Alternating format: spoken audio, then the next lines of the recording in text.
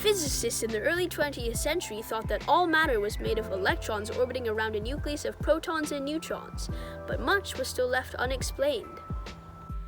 For example, in 1912, physicists began detecting cosmic rays from outer space made from otherworldly particles.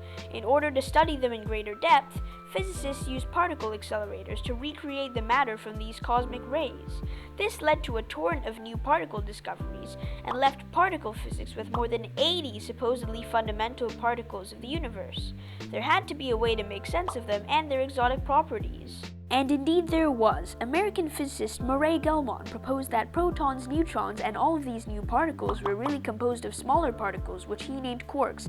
The quarks came in 3 varieties. There were the up quark, the down quark, and the strange quark. The quarks also had 3 antimatter analogs called antiquarks. They were the anti-up, the anti-down, and the anti-strange quark. When these quarks were grouped into 2s or 3s, they would form particles known as hadrons, which were what protons, neutrons, and the other new particles were. It turns out hadrons came in 3 different types themselves: mesons, baryons, and antibaryons. Mesons include 1 quark and 1 antiquark. Baryons include 3 quarks, and antibaryons include 3 antiquarks. Protons and neutrons, for example, are baryons, as they each contain 3 quarks.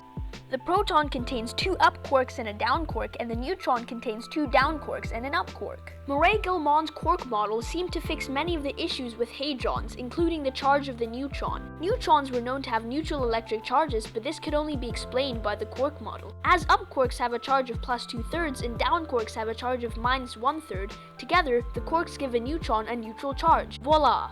Gell-Mann's quark theory became widely celebrated, and much like what Mendeleev's periodic table did for elements, Gell-Mann found an underlying structure for hadrons. Say you had a pile of apples. They would range from large apples to small apples and sweet apples to sour apples. If we wanted to organize all the different apples, we could plot them on a graph using size and sweetness as the 2 axes. Gell-Mann applied the same idea to particles, except he used different axes. On the x-axis, he used a property of hadrons called isospin. Isospin related the number of up and down quarks and antiquarks in a hadron. On the y-axis, he used a property called strangeness, which related the number of strange and anti-strange quarks in a hadron. When all the hadrons were plotted onto their respective graphs, a pattern emerged. Gell-Mann called these different patterns the eightfold way. Gell-Mann's work with quarks was key to the development of the Standard Model, and it even predicted a new particle which was later discovered. Today, we know of 6 different types of quarks and antiquarks, and our knowledge of these particles is constantly growing. So the next time someone tells you that protons and neutrons are as small as it gets, remind them of the crucial role of our friends, quarks.